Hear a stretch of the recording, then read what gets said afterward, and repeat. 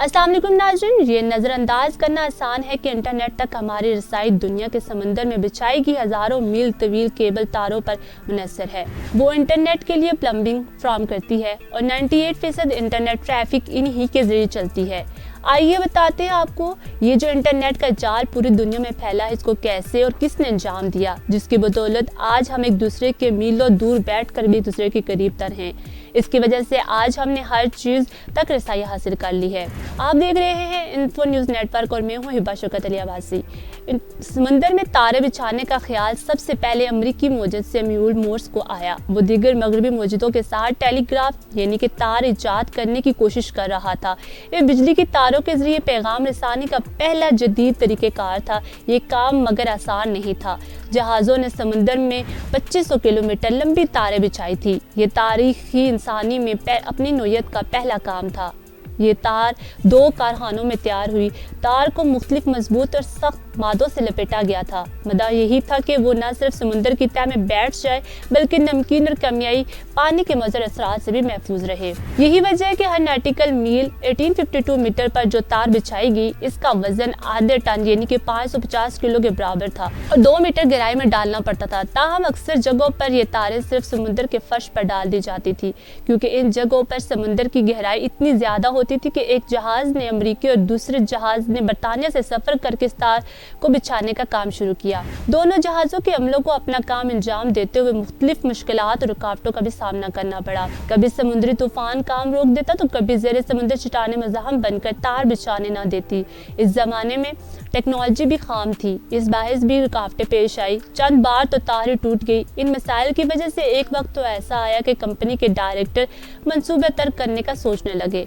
ताहम सारिस वेस्ट ने इन्हें हौसला दिया, हिम्मत बढ़ाई और यूं काम जारी किया। कुछ केबल हमसाया ममालिक को जोड़ती हैं, जैसे ही आयरलैंड और बरतानिया के दरमियान 131 किलोमीटर तवील केबल है, या जैसे बराज़मों को जोड़ने वाली एशियन अमेरिका गेटवे केबल जो 20,000 किलोमीटर तवील है। इंटरनेट की केबल के अंदर बारीक तारें होती हैं और ये ऑप्टिकल रेशों की तरह होती हैं, जिनमें अदाद शुमार रोशनी की तरह सफर करते हैं। ऐसे जैसे बालों में तनाव पैदा होता है। हर केबल में इन बहुत सी बारीक तारों या रेशों को महफूज रखने के लिए हिफाजती कोटिंग की मज़ीद परेतें रखी जाएंगी।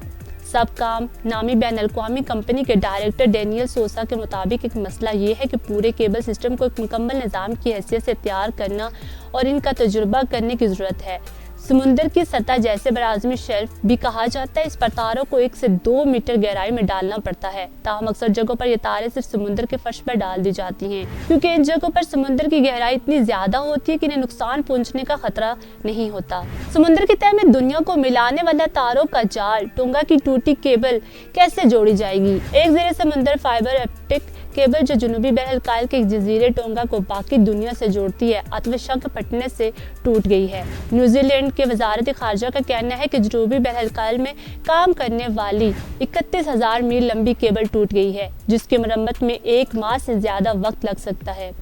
ज़ेरे समुद्र आतशबाज़ी के फटने और इसके बाद पैदा होने वाली सुनामी की लहरों से टोंगा पर आबाद 1,10,000 अफराद का राब्ता बाकी दुनिया से मुनक़ता हो गया है।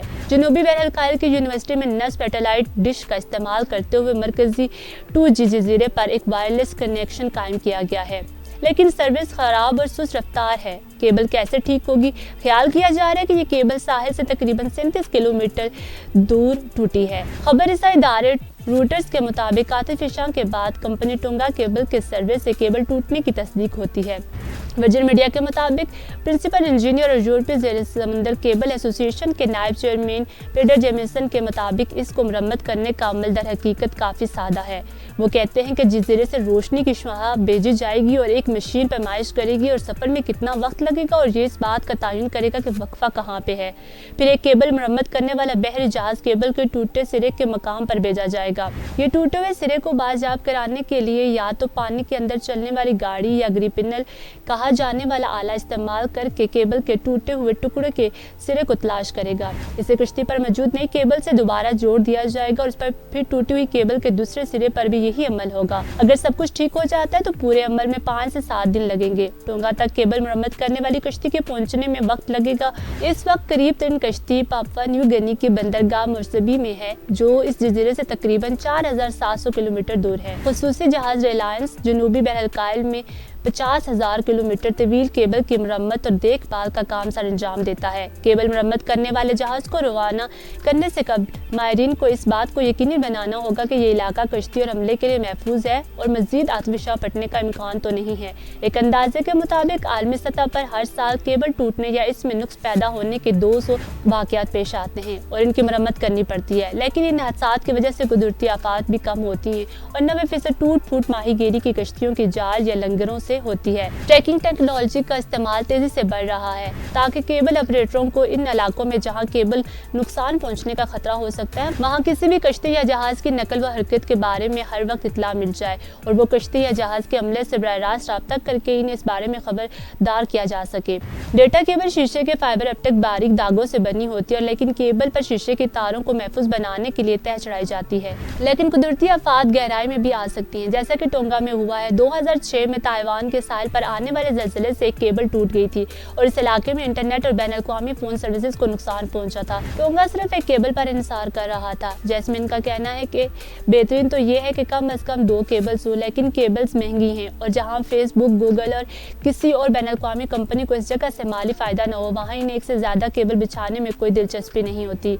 दुनिया भर में एक अंदाजे के मुताबिक 430 से ज्यादा केबल्स बिछी हैं, जिनका कुल फासला 1.3 मिलियन किलोमीटर है। 2019 में एक जहाज के लंगर से केबल टूटने के पहले वाक़ये के बाद टोंगा ने सैटेलाइट कनेक्टिविटी हासिल करने के लिए 15 साला मुआहदे पर दस्तखत किए थे, लेकिन मुल्क में आतिफशां के राख से सैटेलाइट फोन का इस्तेमाल मुतासर हुआ है। कुछ लोगों ने इतला दी है कि वो सिर्फ बाय कॉल कर सकते हैं और कॉल वसूल नहीं हो सकती। कीमत की वजह से सैटेलाइट फोन का इस्तेमाल सिर्फ सरकारी एहलकारों और कुछ कारोबारी इदारों तक ही महदूद है। मोबाइल नेटवर्क फराहम करने वाली कंपनी डिजिसेल ने मरकजी जजीरे टोंगा टापू पर एक अबूरी निज़ाम कायम किया है, जिसमें university of the south Pacific की सैटेलाइट डिश को महदूद 2G कवरेज फराहम करने के लिए इस्तेमाल किया गया है। इस वक्त के लिए इतना ही। देखते रहिए इन्फो न्यूज़ नेटवर्क। मुझे दे इजाज़त। अल्लाह हाफिज़।